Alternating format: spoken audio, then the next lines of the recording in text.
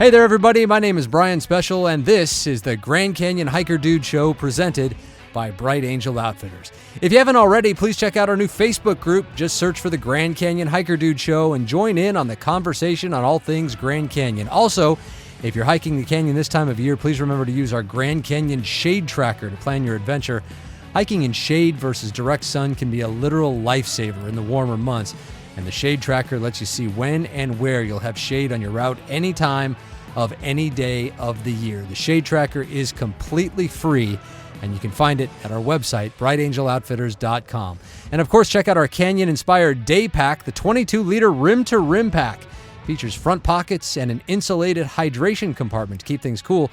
It is an absolute game changer. If you're in the market for a pack, please have a look. Again, that's at brightangeloutfitters.com. At Bright Angel Outfitters, we do it all to help you hike your best hike.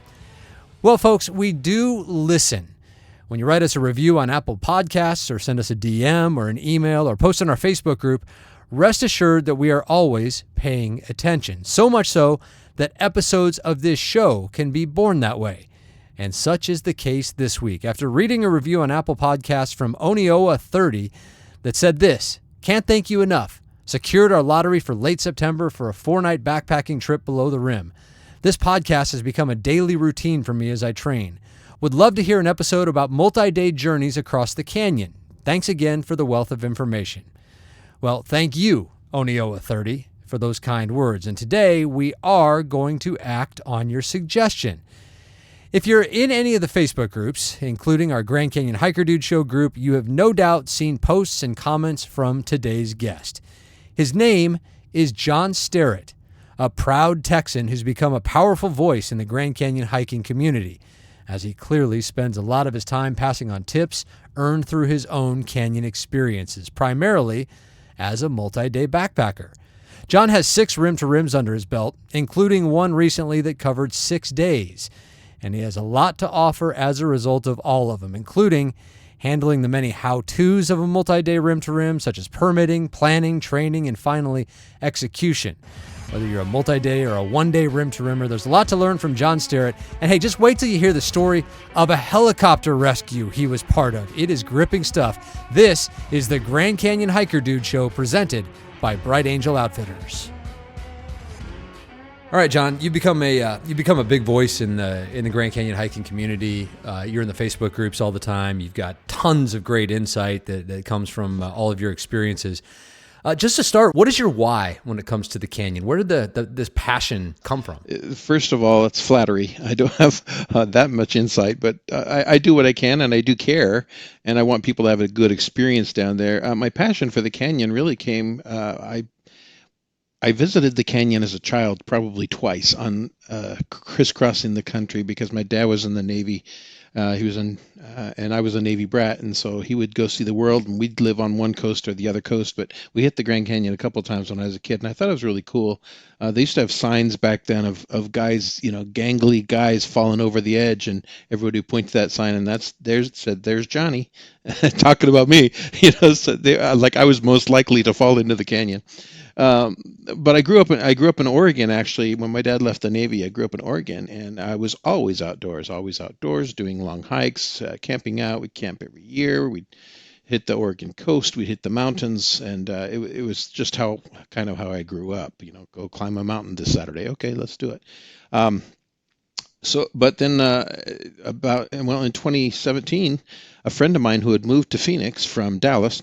So I've been in Dallas 20 years. And in 2017, a friend of mine who had moved to Phoenix said, "Hey, I'm going to do this thing." Now, this friend is a guy who does mudders. He does Ironmans. He's very in shape, and he's probably good 15 years younger than me. And he reached out to a couple of his friends here in Dallas and said, "Hey, I'm going to do this rim-to-rim thing. I have this permit." And I'm like, "I'm not sure what that is, but let's look at it." And I looked at it and researched it. And we did a 3-day starting out the north, and we did the shuttle around to the north. And because we had Cottonwood the first day, the shuttle got there about 1 o'clock, and we got down to Cottonwood, no problem. The downhill, piece of cake, right? And great. And then the next day was Cottonwood to Havasupai Garden, Indian Garden at the time, and it just about killed me. And I said, "Whoa, you can't really depend on just cardio to get there. There's some training involved in this thing, and then up the interminable switchbacks of BA. Um, I kept looking back over my shoulder at the fantastic views and where we'd been and what we did, and it just was. I fell in love with it. That's all there is to it. I just fell in love with it. It got in my psyche. I said, okay, so the canyon beat me this time. I'm going to come back and see what I can do next time. I mean, usually you finish that first one, it beats you up, and you step out, and it's like, well, I'm never doing that again. And then those of us that get obsessed with it, it doesn't take us too long before it's like, all right, I could do this differently, I could do that differently. Let's start planning the next one. How long did it take you before you got to the I'm ready to go back? I think point? It was the ride back to the airport. I'm thinking, what did I do wrong? What did I do right? And I'm always a postmortem guy. When a deal goes south, I figure out what I did wrong, what I can do better next time, what I can do to prepare, what I can do in the moment, and so it really started on the way back to the airport that day. I said I'm going to do this again, and I have done rim to rim. Let me see, I've done rim to rim in one day with my second son. He's 6'7", has long legs. That is a lesson in find a hiking partner who you're matched with, because I was not matched with. He walks a lot faster than me. Let me see, 1 day, 3 days. This first one was 3 days, 4 days, and then I have a 6-day. When it was shut down for COVID, we were almost the only ones who kept our permit during the COVID year, during 2020. And then recently we did end of April into March, April 28th to March 3rd, we did a rim to rim to rim, me and 5 20 to 30 somethings, some of my kids and some of the people that they grew up with, and we did a rim to rim to rim. So you've done everything from 1 day to 6 day rim to rims or rim to rim to rims. What's the preferred perfect length of time to be in the canyon that you found? You can get a permit for one night at each of the corridor campgrounds, if you can go from north and go to Cottonwood and then go to BA and then go to Havasupai, split the uphill into 2 days, that is the perfect itinerary. So 4 days, 3 nights in the canyon, I would do that 6 times a year. That one is so manageable. Anybody really can get in shape to do that one, except maybe in June and July. In August. Does that really let you enjoy the canyon too? I mean, I imagine if you're just taking, it's not a short hike to get to each of those places, but like you said, manageable. But then you've got so much time to just enjoy your surroundings and the hike itself. That's very true. And my key is I like to get up early and get the hiking out of the way and then go explore. So if we're doing the section to Cottonwood, there aren't a lot of side hikes there, but get to Cottonwood and then spend the afternoon down at Ribbon Falls. Go the extra couple of miles round trip to Ribbon Falls, spend the afternoon there, go back to Cottonwood for sleep, and then get up early the next morning, go through the box about 7:30 when the deer are running around and all the wildlife is going. I love the box. It's absolutely my favorite place. Never been through the box in the heat. I don't intend to, but it's truly, truly gorgeous down there. Get through the box and get to, and I've gotten down to Bright Angel Campground, and just drop my stuff in camp, put the food in the box, and go up Clear Creek Trail, do a little exploring up the side trails. That itinerary would give you plenty of time to do a couple of side trips. And then you break up the toughest part of the hike, the ascent. You got to get through Devil's Corkscrew, and then you get to take a break at Havasupai Gardens before the hardest part of the ascent, sure. Right? Yes, absolutely. And Devil's Corkscrew, if you hit that in the shade, I just did it in the shade in May 2nd. And really, it's not that big a deal. And I'm talking about a 35-pound pack. I've got a 35-pound pack on, and I'm 62. I'm old. And going up Devil's Corkscrew was not onerous. I have also done it in the sun. It is the worst. It will kick my butt every time. And I would never go up the reds and whites on South Kaiba in the sun for that reason. I know I would die. But you go up Devil's Corkscrew, and that's the only hard part. And you have this really beautiful place, area below, where you're walking along the rocks and the creek up to Havasupai Garden. It's absolutely beautiful.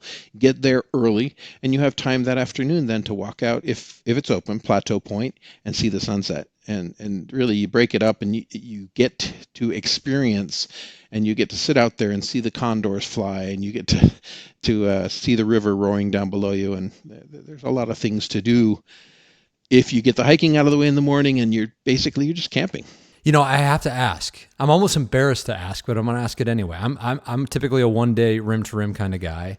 I'm typically a day hiker. I'm not really into the camping. Really, I've never really been exposed to it. I don't know if I'd like it. I'm going to have to give it a shot one of these days because you're inspiring me. But in 2024, when we're all so connected, how do you go without cell service or the internet for so long? I know I sound like a teenager, but how do you manage that? Is it nice to just get away from it all? Absolutely. I told my bosses, I started a new job about 2 years ago, and I work in technology. I work in hardware sales. I sell hardware, technology. And I told my boss, I said, now, do you want me to take my vacation time? Oh, yes, we absolutely want everyone to take all their vacation. Perfect. I'm not going to be available. And then they said, perfect. And I knew it was the right job for me. I said, because I unplug. I'm going to be in the wilderness. I'm going to be out somewhere where you cannot reach me. And they said, we prefer that. We know people come back energized.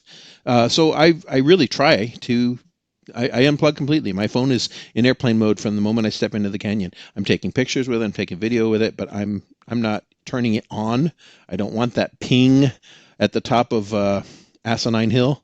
I don't want to be bothered by it. I just want to take in what my surroundings and enjoy. And I usually go with other people that I like and I want to spend some time with them. I'll take a deck of cards and some Farkle dice and we'll play on the picnic table and enjoy each other's company. So we all get those emails that say, I'm going to be away from the office and I'm going to have limited access to email, which usually doesn't mean you have limited access to email, but you have no access to email when you're in the canyon. So it's old school, baby. My out of office, I will have zero access. You will not hear from me for a week, but I'll get back to you as soon as I get back. I'll get back to you. Well, we do need technology in order to do the planning for itineraries like you're describing. How difficult is it to get the permits? And can you just talk about the permitting process to be able to get the overnight permits for the canyon? Yeah, I've failed more times than I have succeeded getting a permit. Getting a permit is, it's just a numbers game.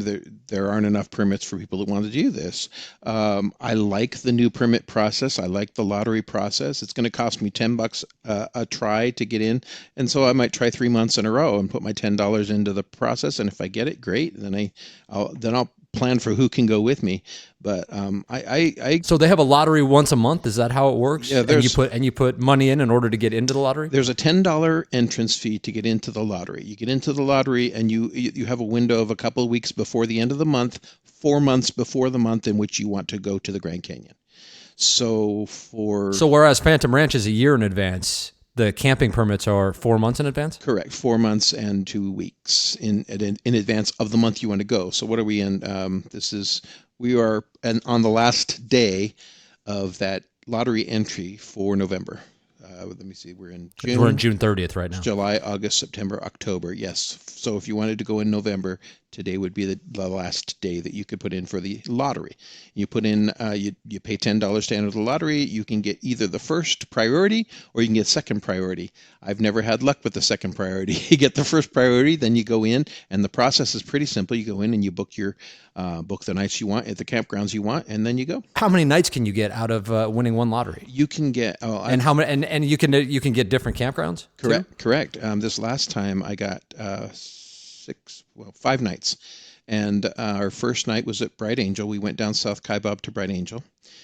Second night was at Cottonwood. Third night was at Cottonwood, so that some could do the 14-mile round trip to the North Rim and back, and we'd have a place to stay at Cottonwood. Some stayed at Cottonwood and just spent the day at Ribbon Falls, but so the second night was Cottonwood. Then we had another night at Bright Angel and a night at Havasupai Garden to break the uphill into 2 days. It was absolutely perfect. 6 days hiking, minimal hiking, and 5 nights and you can have up to 2 nights in a row consecutively at any one of the corridor campgrounds, or any campground. Actually, it doesn't have to be a corridor campground.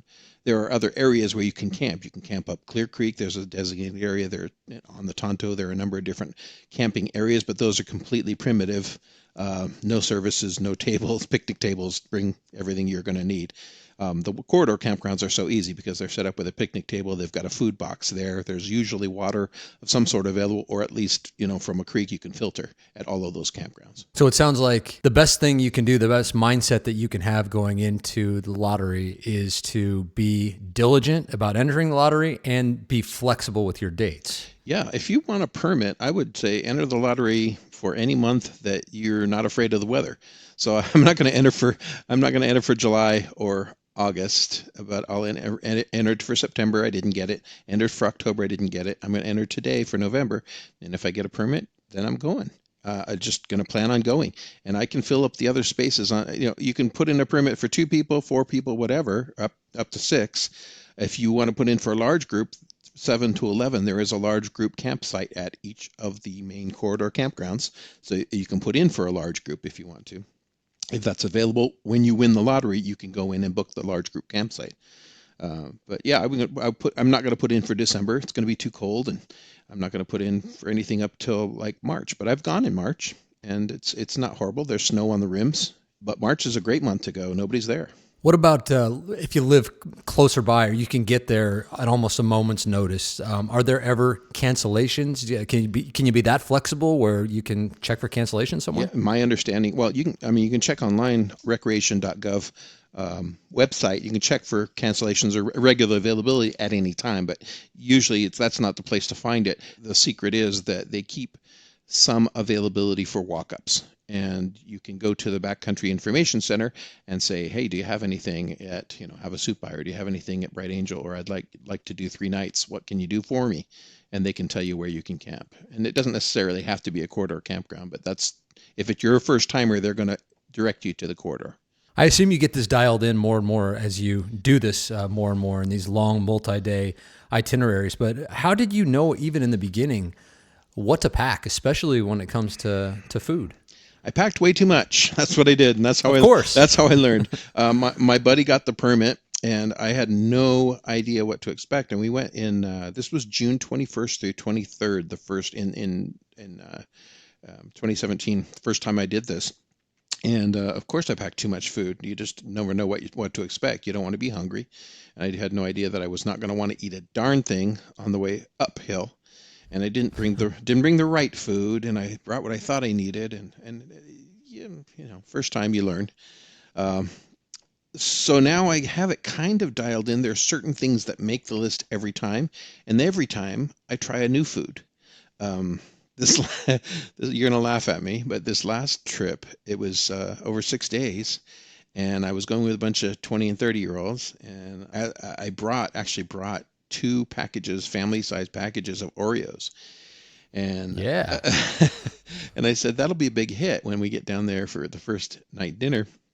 And but I didn't want to deal with the packaging. So I dumped them all into a big gallon Ziploc bag, and I didn't want to carry them. So my son, who never carries enough weight, I said, hey, put these in the top of your pack, will you? And so we had Oreos actually through the fourth night. We had Oreos to eat at night. It was really, they were chunks of Oreos, clearly, because they got beat up, but they loved them. They thought it was really cool. So I just try something new every time. Things that absolutely make the cut every time. I want a lot of calories at night, and I don't mind taking the little teeny tiny stove and a can of gas to heat up water for those dehydrated meals, the Mountain House or whatever brand you like. I want a lot of calories, and they're all say 2 servings. No, I eat the whole dang thing.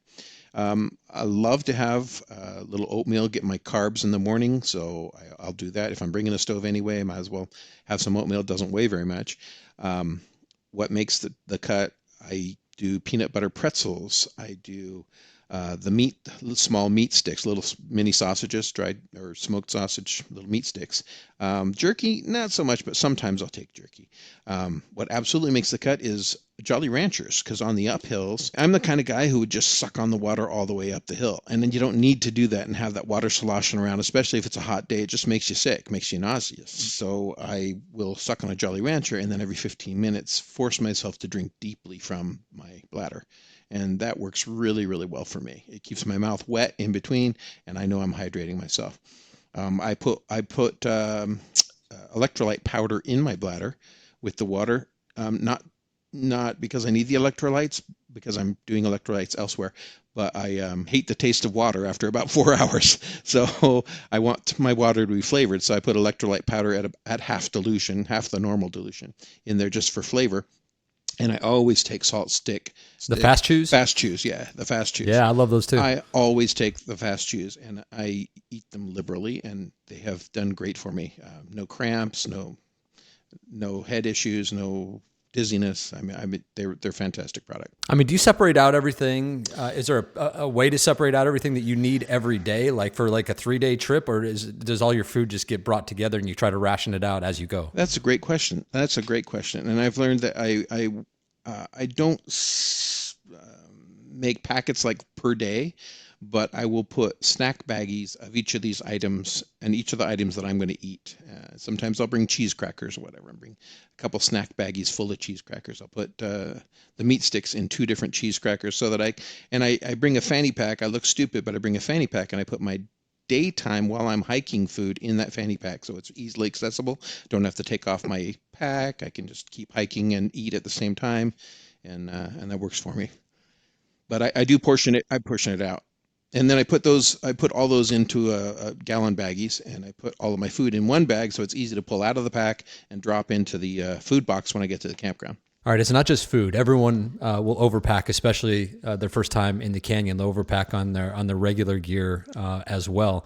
What have you found that maybe you thought that you would need, and so you brought it, no question, that just became extra weight that you didn't want? What is the first thing that someone should cut out from taking down into the canyon? Okay, for me, in the Grand Canyon, I will never take a tent. If I'm going in the middle of winter, I might consider it, but or if I'm going in monsoon season, which is July and August, why would I go in July and August? I'm never going to do that. But for the months that I go, I never will take a tent. If the forecast says it may rain, I may take a tarp that I could put over me as a lean-to if I have to. But I will always cowboy camp in the Grand Canyon. And my secret for the cowboy camping, I have a small, very, very lightweight plastic tarp I put down. I have a really good blow-up pad. Really good blow. And I'm a big guy. I'm 290 and I'm a side sleeper. And I have found a pad that blow it up to 2.5 inches and my hips do not hit the ground on this pad. So get a really good pad. Pay 30, 40, 50, whatever you have to pay for a pad that works for you. Anyway, I put the lightweight plastic down, the pad. I spray a perimeter of DEET around it with a little can of DEET that I bring with me. And that keeps the scorpions and the ants off of you. And then I just sleep on top of that, sometimes with nothing, sometimes with a lightweight sheet. If it's really hot out, I'll bring a twin sheet, get it damp in the creek, put it over the top of me, and the evaporative cooling works really well at night. So I just cowboy camp, look up at the stars. For me, a tent is just going to lock in heat, and I want to be comfortable and cool. And you save the weight for the hike. How heavy is your pack? You said 35 pounds? Yeah, about 35 usually, because I bring the extra stuff that the other kids don't think about bringing. like Oreos. Oreos. I bring a little extra first aid. I'm bringing an ice pack. I'm bringing some extra medication that people aren't thinking about, and I've used a lot of that. This last trip, I used the ice pack. One of the girls hurt her ankle a little bit, and we iced her ankle down, and she was fine for the next couple of days. As the KG veteran in the group, when you're in a group like that, and you suddenly find yourself as a leader, does that put more pressure on you? You have to be more prepared for situations like that. Well, I don't know. I don't know that I would let it pressure me, but having been there before, I know where to go for help. I know where the ranger stations are. I know if I'm in the corridor, I'm going to be able to find help. I do not bring a Garmin InReach. A lot of people swear by them. I don't bring one because I know I'm going to be able to find people. I'm going to be able to find help within 4 miles. Really, you're never more than 4 miles from help in the corridor. I don't necessarily feel pressure, but I have a lot of first aid training. I have CPR training. None of them are valid. Currently, if you want a card that has a valid date on it, I don't have that, but I'm very comfortable giving first aid.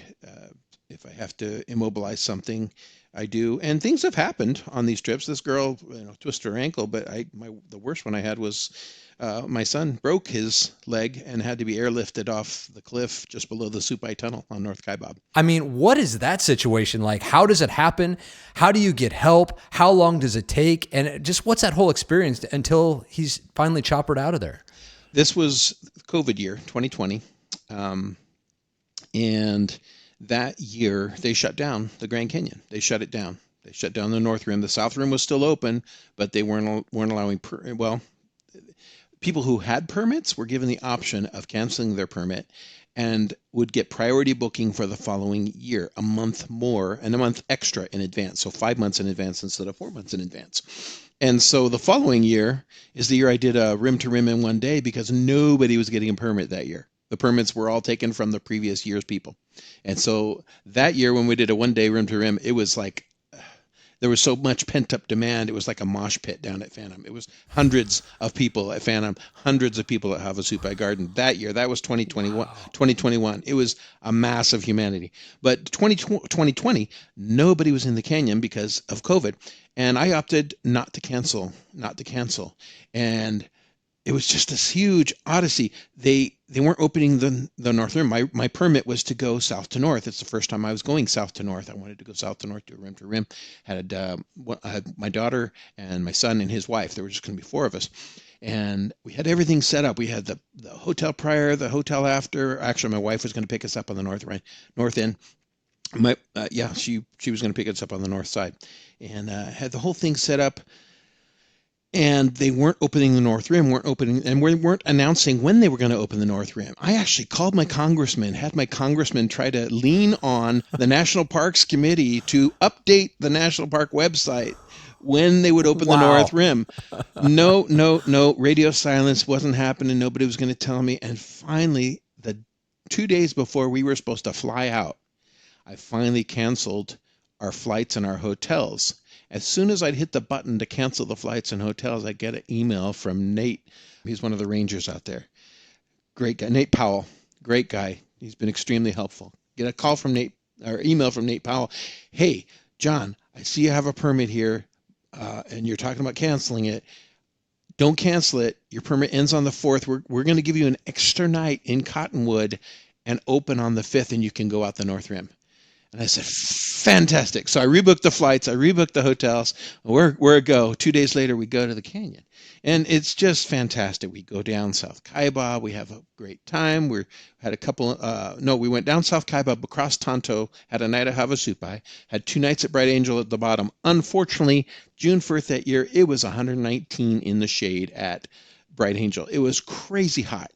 And we spent the whole day in the creek under the bridge or on the wooden benches in the ranger talk area. There's this beautiful sugar maple down there with a lot of shade. So we'd get wet and then we'd go lay on the benches and take it. It just slept basically most of the day. We'd had 2 days camp hiking and it was too hot to function. Nobody was there.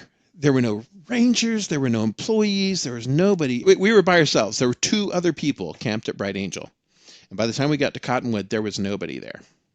So we had 2 nights at Cottonwood, really nice, comfortable. We just took over the group campground there because that's the only one with shade, and it's got a ton of shade, so it was great, very comfortable there. But we knew we were going to want to get out early. We wanted to get out before the sun hit, and so we got up in the dark to go up the north side. Now there had been a lot of landslides that had not been fixed. They fixed the water pipeline on North Kaibab, but they hadn't fixed the trail. So the water pipeline was being held up with these big cables. I have a picture. It's amazing of us crossing this thing in the dark. And we have to maneuver around this pipe that's basically sitting in space with an inclined hill underneath it that we're scrabbling over trying to get with our big packs. We're trying to get 35-pound packs and up and around these cables and past the pipeline and up. But we did it. We got past there, got to Manzanita, Roaring Springs, and we started to head up. Well, my son was in the least good shape of all of us, and he was going really slow. I consider myself going grandpa speed when I'm going uphill, and he was going slower than grandpa speed. So I told the girls, go on ahead, meet with my wife. Danny was at the top in a minivan. She had spent the week in St. George, Utah, and she was going to pick us up at the top. I said, go on ahead. We're just going to go really slow. It might take us all day to get to the top. Well, they had a hard enough time because they hit about 6,000 feet and recognized that, dang, this is a beast. This North Kaibab going uphill is a beast. And it took them quite a while to get up too. But they got to the top, met with my wife. Hey, they're coming. It's happening.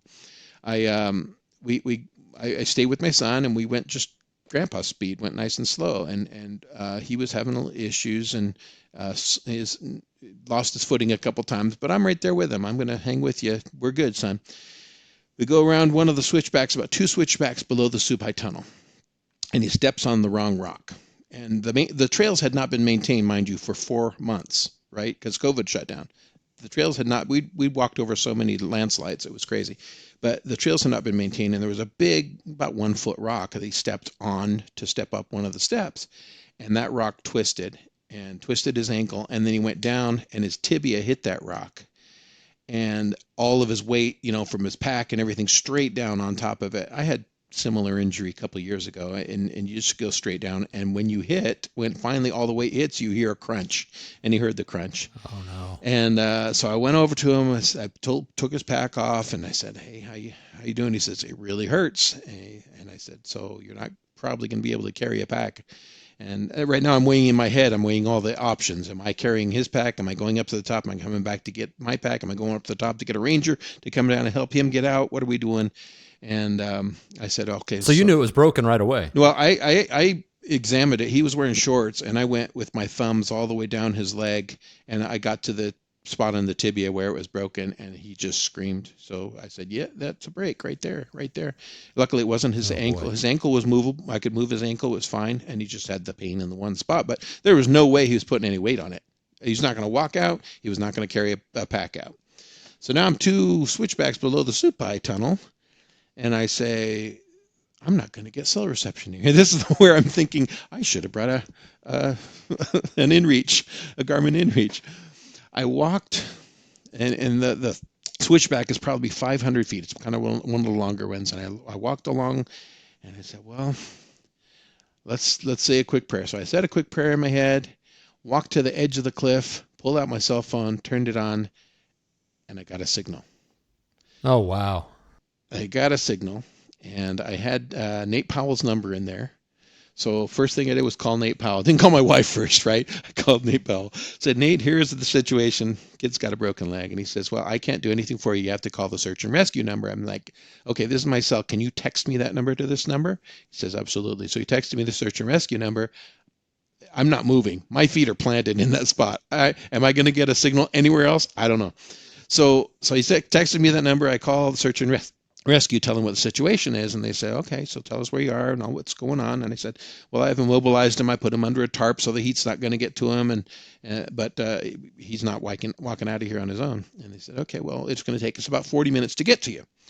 And I said, that's fine. I'm not going anywhere. I'll hang out with him, and because they're going to run down North Kaibab. They're going to come from the ranger station at the top, and they're going to run down North Kaibab. And they get there and they assess, and they say, yeah, you got a break here. And they put a blow-up splint on the thing. And they have one of the rangers is controlling traffic coming down from the top. The other ranger has me at the bottom controlling traffic coming up so that nobody's going to walk past there as the helicopter comes in, because the jet wash, is going to be tremendous and maybe knock somebody off their balance. The helicopter flies in this harness and then drops off a harness, and the helicopter goes out and hovers out over the canyon while the ranger puts this harness around my son and his pack and himself, the ranger. And then they bring the helicopter back in. There's a 300-foot cable hanging off the bottom of this helicopter. Bring it in, hook it into the harness, and then they just fly him off the cliff face. They flew him on down the canyon. I'm like, why aren't you going the wrong way? What they did was they flew him down the cottonwood where they could land, put them inside the cab of the helicopter, and then fly them up to the North Rim. They flew them up to the North Rim. So your son got to hang off of a helicopter 300 feet below a helicopter. 300 feet up below a helicopter, and got a return trip all the way down to Cottonwood, which is still down there a ways. Holy cow! Yeah, and then back up in the cabin to the North Rim. It was amazing, and the thought of dollars and cents hadn't even crossed my mind at this point. I just got to get my son out of here, right? Because we're 3.5 miles from the top. And now, of course, I have to hike out by myself. Well, my third call was to my wife. After search and rescue, I called my wife, told her what was going on. The girls had not made it to the top yet. And she said, I haven't seen anybody, but I went and got pizza for you. I'm like, okay, bless you. Going to need the pizza. Anyway, got him out, and now I'm hiking up by myself, but somehow I had a 2-hour rest, so now I'm pretty good. And usually above 4,300 feet, I'm dead to I'm no good for anything, but I just go to grandpa speed and 1 foot in front of the other and get out because I know I have to. But I actually made pretty good time going up there, and about half a mile from the top, my other son, the long-legged one that was there with my wife in in St. George for a week. He came down, picked up my pack, and we went up the last half mile and got pizza. That was absolutely fantastic. All the kids were in the minivan. We drove down to St. George, went to an ER, an emergency room place, and what do you call it? Urgent care place. And they splinted him up and took care. It turned out to be just a hairline fracture, but it was broken and he couldn't put weight on it, so there was nothing going to happen. So they didn't transport him to St. George. They brought him to the top, and then you guys took him to St. George. Correct. And that was my question as I got to the top and talked to the ranger. I said, so what's this going to cost me? He says, oh, boy. He says, if we transport you from the canyon, inside the canyon, in the national park, it's in our search and rescue budget. There is no charge. If you did not have your wife at the top in a minivan and we had to take him down to St. George, it would have been around $50,000. Oh, my gosh. And I said, wow. Okay, so second mortgage. But anyway, it was quite an experience. It was quite an experience getting him out of the canyon and seeing that helicopter. The video is amazing of him and the ranger just, swaying below on this 300-foot cable. Unbelievable. Wow. The things that a multi-day rim-to-rim can do for you. Right. You got a chance to see and do a lot more. We did. Now, I've seen you mention before about an experience with some ravens, and I'm dying to know what this is about. Okay, so we had 2 nights at Cottonwood. So we just went and dropped off our food and we went back to Ribbon Falls and spent most of the first day at Cottonwood at Ribbon Falls. And those who are listening that don't understand, if you have a chance to do Ribbon Falls, don't say, no, it's another mile round trip or it's another mile and a half round trip. It's gorgeous. It's breathtaking. It's an oasis that you don't want to miss. If you're only going to do Grand Canyon once and you have a chance, you're going down North Kaibab, we're up North Kaibab, go to Ribbon Falls.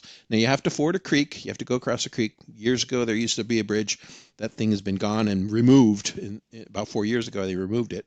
There's a place and there's supposedly a budget to get a new bridge in there, but who knows if that's ever going to happen. Just go across the creek. I carabiner flip-flops to the outside of my pack specifically so I can cross water or get into water. And you just go across the creek, and it's half a mile off the North Kaibab, and it's lovely. It's beautiful. There's a double-tier waterfall. The first tier comes down about, I don't know, I'm guessing 120 feet, 150 feet, and it hits the top of this huge boulder, and the boulder is moss-covered. It's probably 30, 40 feet wide, this boulder, and 40 feet high, and this moss is all over the top of it, and the falls come off of this moss in ribbons, obviously why they call this thing Ribbon Falls, into a beautiful pool around the bottom. And at the base of this boulder, there's a cave. People go in there and get their picture taken sitting in that cave, and it's amazing. So it's a beautiful place. And we went because it was hot. That was a hottest trip I've ever done to the Grand Canyon, was this one during COVID, the COVID shutdown. So we went there, and we were going to hang out all day, and we did. And a couple of us laid down in the pool to cool off, which was awesome. You can hike up behind this boulder. You can walk up behind the boulder and get in the shade, which we did. And then the sun went behind the cliff, and so we were just down below the boulder. And there's this raven. It's about 1 o'clock, and the shade had just kind of gone behind the cliff. And there's this raven up on the cliff to the right, about 25 feet up the cliff, and he's going, "Rah, rah, rah." About 1:30, his call changes, and it changed to a something like that, like he's talking words, like he's saying words up there. It's not like your average raven. And I'm like, what? They're pretty smart. What's this guy doing? He wants us out of his pool, right? We're hanging out in his spot. He wants us out of here. Well, about 5 minutes later, this other raven comes soaring up the Grand Canyon and goes up and perches next to him on this cliff up there, and they talk to each other. They go, they're talking. And then they look at each other, and then they fly down about 12 feet in front of us. They didn't care we were there. They go to the pool, and they wade into the pool. Now, the pool, interestingly, has receded about 5 feet. It's pretty shallow. And so in the heat of the day, there's less water coming down. And the water comes down more in the morning. There's less water coming off the falls. There's less water filling up this pool. The pool has receded about 4 or 5 feet from where it was before. And they waded into the water, and now they could reach the little fish that were swimming around in this pool. They're not more than 1.5 inches, 2 inches of fish, but there's a million of them. And they sit there and they chomp on these fish for about 20 minutes. They're just eating fish to beat the band.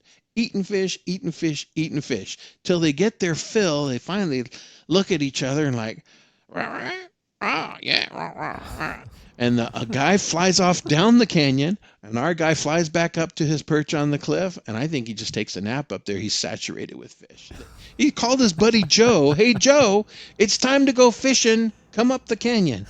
His buddy Joe comes up, Joe Crow, and they go down, and they cleaned up. And I thought that was the most amazing thing. Ravens are super smart anyway. I mean, if you haven't read studies by the University of Washington, you got to get into those. But they're super intelligent. And this was just astounding to me. He just called his buddy Joe up to go fishing. And because you're on a multi-day itinerary and you're taking your time and you're not in a hurry, you get to experience something like that. Which, if you're on a day hike and you just want to see it and get going, do the Clark Griswold style, then you're not going to see things like that. Yeah, So, another wildlife thing, if you're camping at Havasupai, the deer will wake you up every morning at 5:30 or 6 foraging.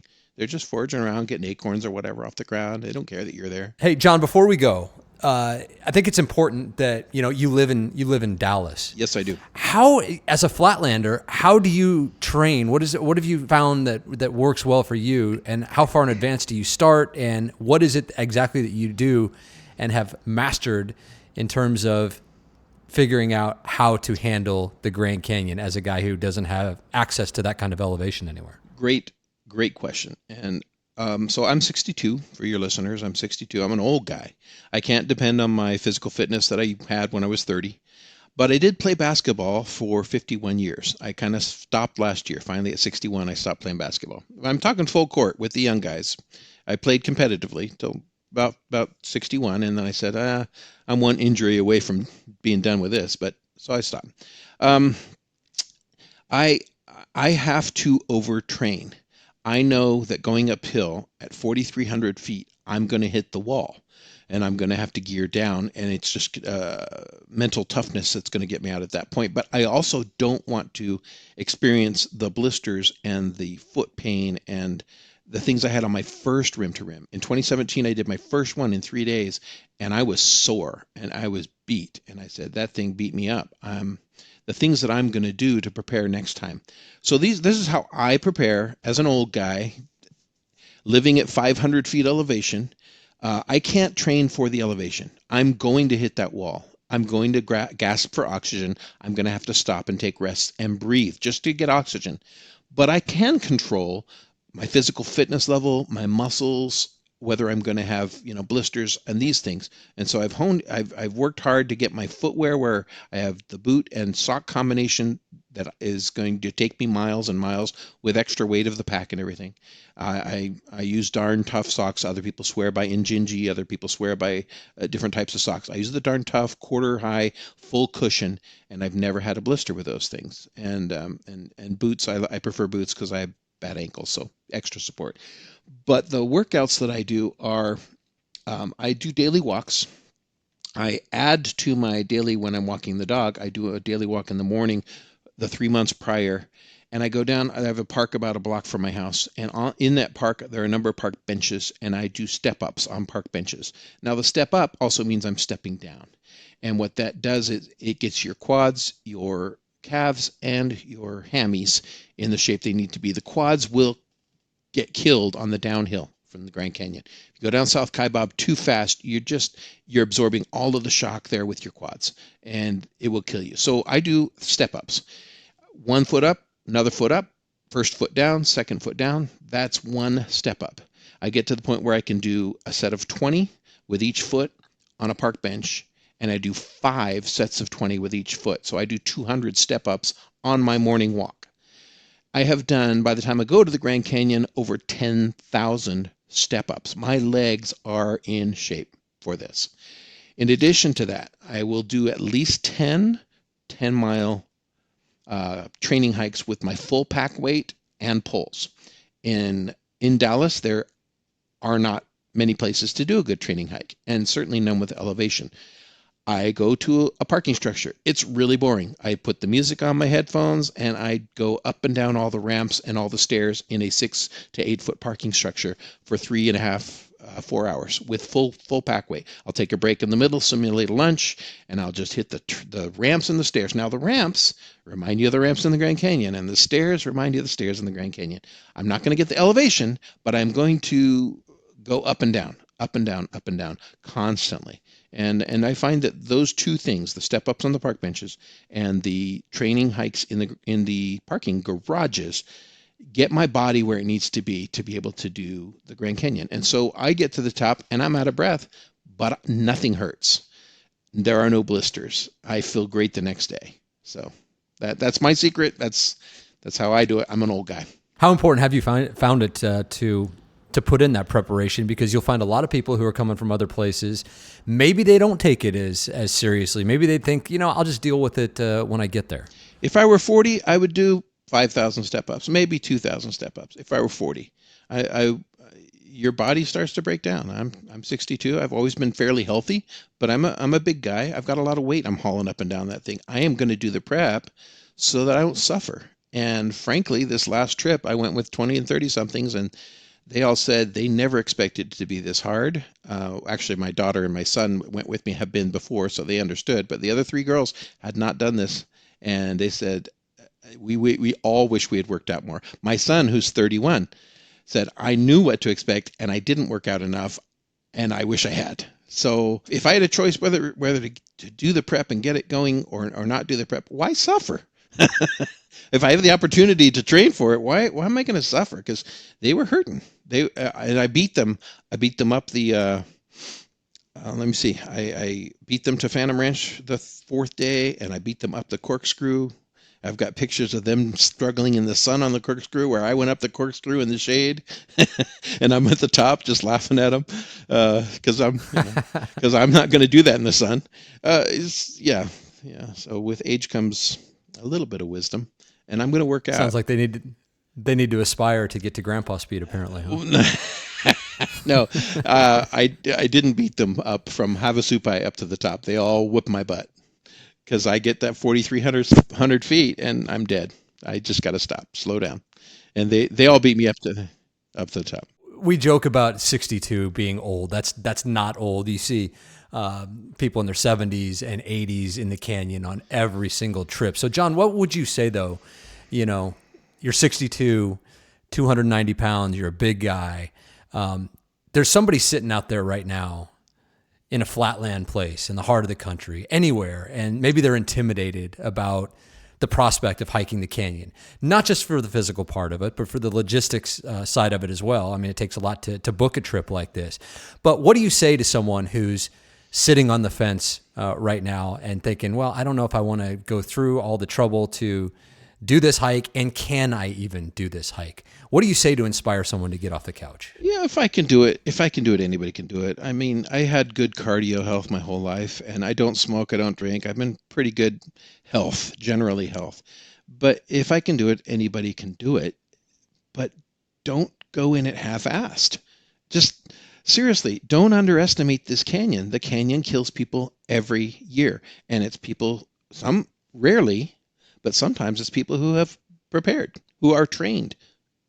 Rarely. Usually it's the people who haven't, who underestimate it, who go in saying, oh, yeah, my physical fitness is this. No, your physical fitness is not canyon physical fitness.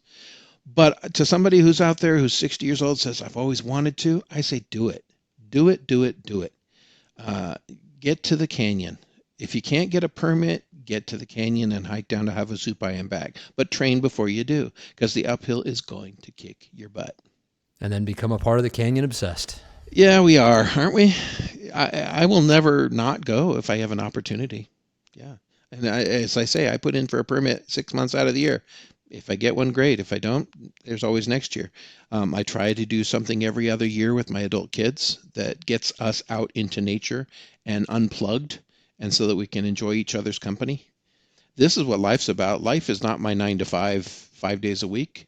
It's not putting, money in the bank and food on the table. My life is to be lived with my family. That was John Sterrett. He is a big part of our Grand Canyon Hiker Dude Show Facebook group, so please make sure you go join and be a part of the conversation. And we are very grateful for John's time today. Hey, Coach Arnie, our resident exercise physiologist and canyon vet, is back with another training tip now. And this time, Coach is going a little deeper into a topic John and I just discussed: training for flatlanders.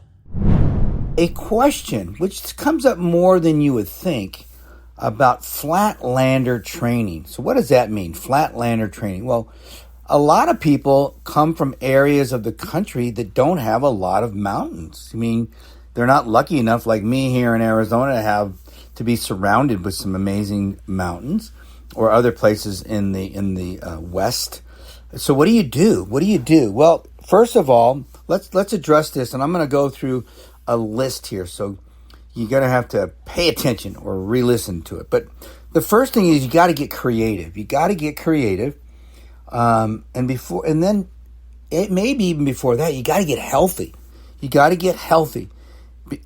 And then what we're going to do is we're going to look at what you want to do. What's your adventure that you want to do at the canyon? And we're going to break down the specific skills that you need to get better at. What do you need to get better at to do what you want to do? Whether it's going to Uha Point, going to Phantom Ranch, or going all the way across, or going all the way across and all the way back, or whatever you want to do, go down and camp. It doesn't matter. You're in the canyon, okay? So we've got to break down what you need. This is where strength becomes your friend, which is why I'm a big advocate as a strength athlete of building strength. It is so important, especially as we get older. And getting older and combine that with doing the Grand Canyon, you better be doing your strength program, okay? I'm just telling you, it's a big thing. Even more of a big thing if you don't have mountains or elevation to train on. So here's some key areas that you really need to address. Your anterior tibialis. That's the muscle that runs along the front part of your leg to the center, to the outside, goes underneath your foot. You got to work those feet. We've been talking about the feet. You got to work the feet, the big toe. So important, so important. The hip flexors, you know, when you lift your knee up, that crease there along the top of your hip there, those hip flexors have got to be trained. You've got to work those hip flexors. And then the hamstrings, that's the big muscle behind your knee. It runs up to your hip, into your buttocks. Those are so important. Now, there's all kind of other muscles, but those right there, those 4 areas will help you, if you are a Flatlander, to become better. You will become better. How can we do that? Well, there's a number of ways. We could do some sled pulling. I'm a big fan of sled pulling. A lot of gyms now have this. So you can pull sleds. You can push sleds. You can push and pull your way to a really good canyon adventure. You can also do what I call car pushing. By pushing on a car forward and backwards, you can really build some good strength in your body that can help you to bypass a lot of that vertical stuff that you don't have access to. And then, of course, the old reliable stair climbing, which a lot of people still love to do. But if you choose to do stair climbing because that's just what you want to do and it's worked for you, take my advice, please. Work in some chaos because you're only one session away from some tendonitis in those knees or wherever, because stairs provide a very robotic training environment, which means those stairs don't change. So you got to bounce around a little bit, change it up a little bit, change your step count up a little bit, be a little more chaotic, be a little more creative, and I promise you that will help make this the stair climbing a little bit better for you. All right, now I know that's a little longer for a tip, but Flatlander training is a whole topic in itself, but I think that'll help any of you out there that are struggling to know, what can I do to get started on my Grand Canyon adventure? And as usual, if you have any other questions, you can always reach out to me. I'd love to talk to you and share some more advice with you. I love you guys, and I'll talk to you later. Coach Arnie's contact information is in the show notes. If you need help, call him, text him, message him. He is there to assist. That is Coach Arnie, Arnie Fonseca Jr. The Rim to Rim pack is available right now with free shipping at brightangeloutfitters.com. It was designed based on my own experiences below the rim. If you've never tried a pack with front pockets and an insulated pocket, you will never want to go back. The front pockets let you keep on moving because you don't have to stop to take your pack off whenever you need something, and the insulated pocket keeps your water and snacks cool for a long, long time, even in the heat. The 22-liter unisex rim-to-rim pack, running vest features, and a full-size day pack. Check it out at brightangeloutfitters.com. Bright Angel Outfitters is the company founded by my wife Zena and I, and we exist to help you hike your best hike, and we're very, very grateful for your support. Okay, that's it for now. My name is Brian Special, encouraging you as always to go hike the canyon. Take that first step, embrace the journey, and when you get there, whether it's for time goals or taking your time, just hike your own hike and savor every step in the magnificent Grand Canyon. We'll see you next time on the Grand Canyon Hiker Dude Show, presented by Bright Angel Outfitters.